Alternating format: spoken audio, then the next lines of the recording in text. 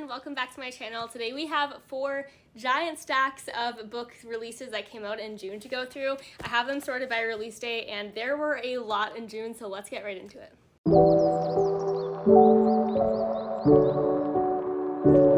By the way, I do give away at least one of the new releases every single week over on my Instagram, so make sure you're following me there. The first stack is all books that came out on the 4th of June. So first up we have Birding with Benefits, which is a romance book. This one's about a newly divorced empty nester who's like getting herself back out there and kind of getting a new start on life. Next up is this YA book called Heiress Takes All, and this is like a heist book. It's about this girl whose dad basically started a new life with her stepmom and kind of disowned her and her mother, and she gets invited to their wedding and she decides that this is a perfect opportunity to like steal from him and take the money that she should have been given all this time, and so she makes up this grand idea for this heist. It sounds really good. Next up is this book called Apostles of Mercy. I think this is like book 3 in a series, so I don't know a lot about this one, but it's a thriller. Then we have a cozy mystery called Dead Tired. This is about this like new mom who's solving this murder mystery and she has a dog. I did read the first book. It was okay. It wasn't my favorite ever. Then we have The Ballad of Jacquot Delahaye, and this is supposed to be like a really epic like pirate story, which sounds so good.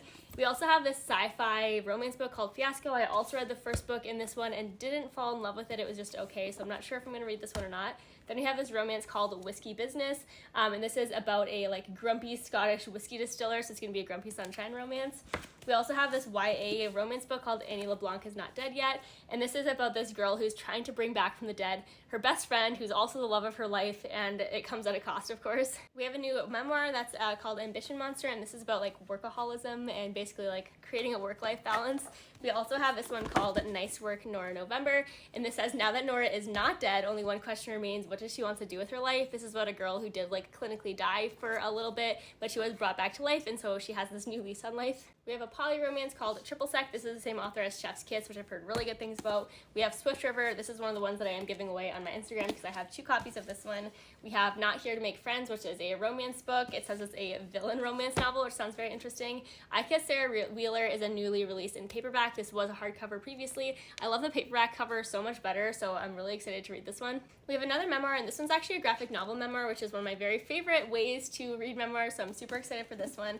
And then we have a couple of book of the months. We have Shelterwood, this is a very well-known author. I actually haven't read any of her books yet, but I hope to soon. And then we also have Leather and Lark, and this is the second book. The first book, what is it called?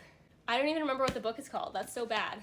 But it's that book that has like accidental cannibalism, which sounds very strange, and I'm excited to read it. It's supposed to be I think a dark romance book. I just remember the first book is called Butcher and Blackbird, and then we also have this like romance beachy read called The Seaside Sisters. I love reads like this in the summer, so I hope to read this one soon. The next one is called The Ashes in the Star-Cursed King, and this is the second book in a duology. It's called The Crowns of Nyaxia duology, and I've heard really good things about the first book, but kind of mixed reviews on the second one, so I'm not sure if I'm gonna read them both or not, but we'll see. And then lastly, for the first week of June, this is only for the first week, we have All the Summers in Between, and this one's like a historical like romance novel, I believe.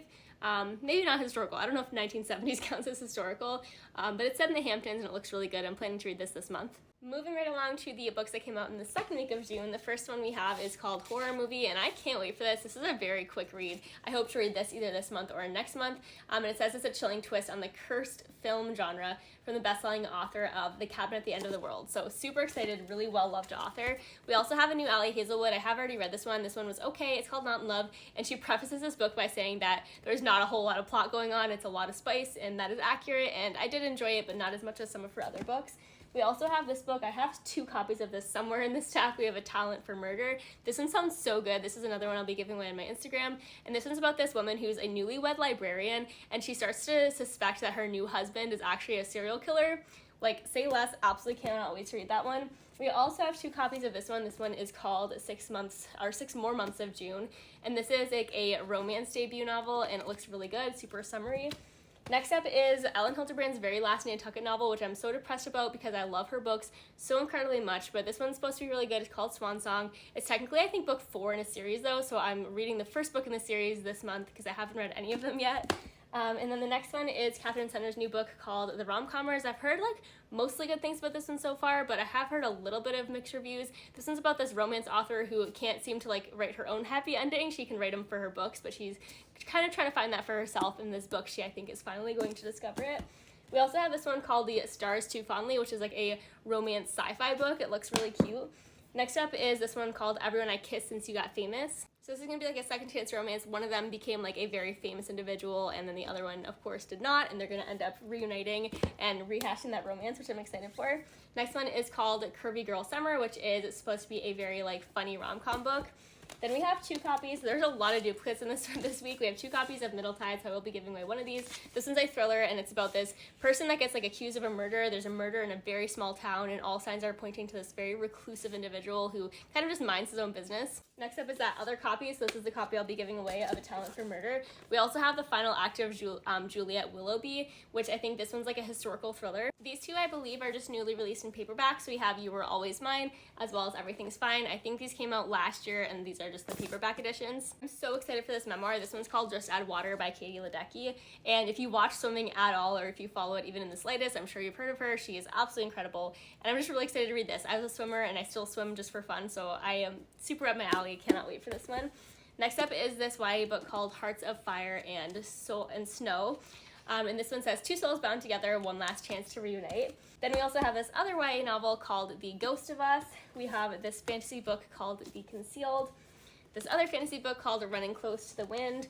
And then the last 2 books here, we have a thriller called The Bitter Past. And then we have this one called Jackpot Summer, which is about this group of siblings who like wins the jackpot and thinks their life is going to be perfect now, but I think they're still going to, of course, have problems. All right, now we're on to the 3rd week of June, which actually had the smallest stack out of all of them, so this one's a lot more manageable. The first book I do have a duplicate of, and we'll be giving it away. This one's called The Memo, and it's about this woman who was like really good in college. She had amazing grades, amazing like future life that she thought, but this is many years later, and she's going back to her college reunion, and she feels like she missed the memo on life. Like everybody else seems to be exactly where they were hoping to be, and she's just not. So she goes to the reunion at her college, and she discovers that there is actually like a memo that she missed, and that if she can take it now, she'll just have to go back in time and like restart all of that life after college again. And so I'm not sure if she's going to do it or not, but this sounds very interesting. We also have this thriller called Bad Graces, and this one's about this group of girls who like goes on this kind of boating trip, and they get stranded in a storm, and they end up on this remote location surviving and finding out secrets about each other, and it's going to turn into a thriller. I'm assuming somebody's going to die in this one.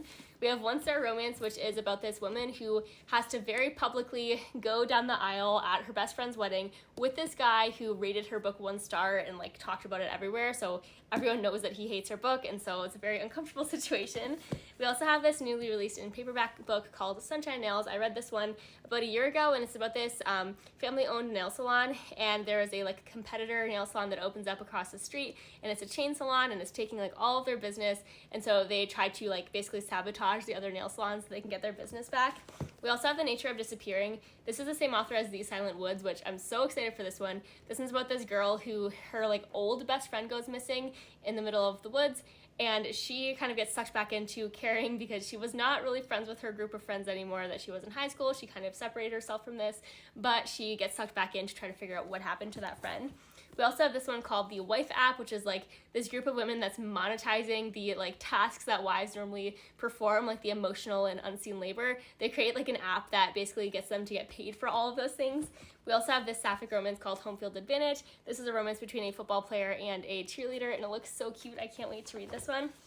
Another romance we have is Right Where We Left Us, and this is supposed to be like Lucy Score meets Every Summer After. It says it's an emotional, angsty second chance romance. Second last book we have is The Midnight Feast, and this is a new Lucy Foley book. It's supposed to be really good, and it says this is a deliciously twisty murder mystery set in a luxe coastal retreat where the beautiful setting hides the rot within. Sounds so incredible. And then lastly, we have one more book that I have a duplicate of. This one is called We Used to Live Here. This one sounds absolutely incredible because it's about these new like homeowners who move into this house, and their whole lives are turned upside down when the old owners of the house turn up for an unexpected visit. We finally made it to the very last week. The last week of June was the 25th, and we have Our Little Secrets, which is a new Lisa Jackson book. This is a thriller that like heavily focuses on obsession. It looks really good. We also have another graphic novel memoir, which again I love so much. This one's called Heavyweight.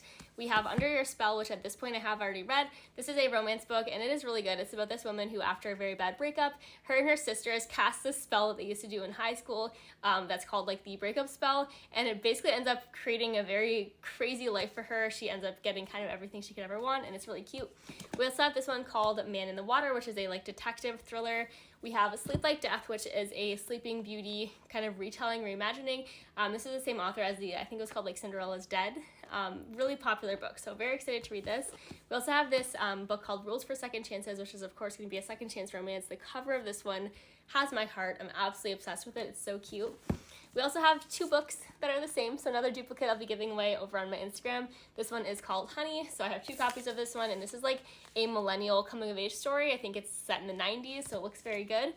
We also have this one called Don't Let the Devil Ride. This is another detective thriller. And then lastly, for the detective thrillers, there were so many this week, we have Pitch Dark. I do enjoy detective thrillers on occasion, so I'm excited to pick these up eventually.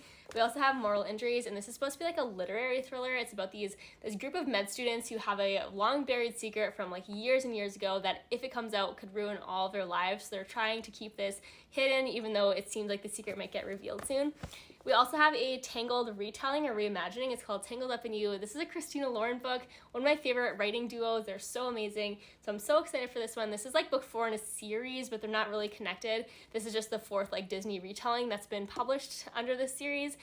So this is Tangled. They've done Little Mermaid, they've done Beauty and the Beast, and they did Cinderella. I read the first 2, and I haven't read the Little Mermaid one yet, which is funny because it's my favorite Disney princess. But Little Mermaid followed by Tangled are like some of my very favorite movies from Disney, so I can't wait to read this one. Then we have this like historical fantasy book called When I Was Alice, and this one has like time travel in it, sort of, so I feel like it's kind of fantasy-ish, but it sounds really good. And then the last 2 books we have Tropicalia, which is about this family that seems to have like everything going wrong possible, and then lastly we have We Shall Be Monsters, which is a YA fantasy book. And that's all of the ones that I have copies of. There's plenty of other releases that even like I'm super excited for. I just don't have copies of. We have like a new Frida McFadden release, which I've heard really mixed things about, but I do plan to get my hands on that. And there's lots more that I'm missing. So I'd love to hear which one of the books that I showed is your favorite that you're really excited to read or that you've already read and loved. But also if there's like a new release in June that I don't have in these stacks that you really liked, then I'd love to hear that too.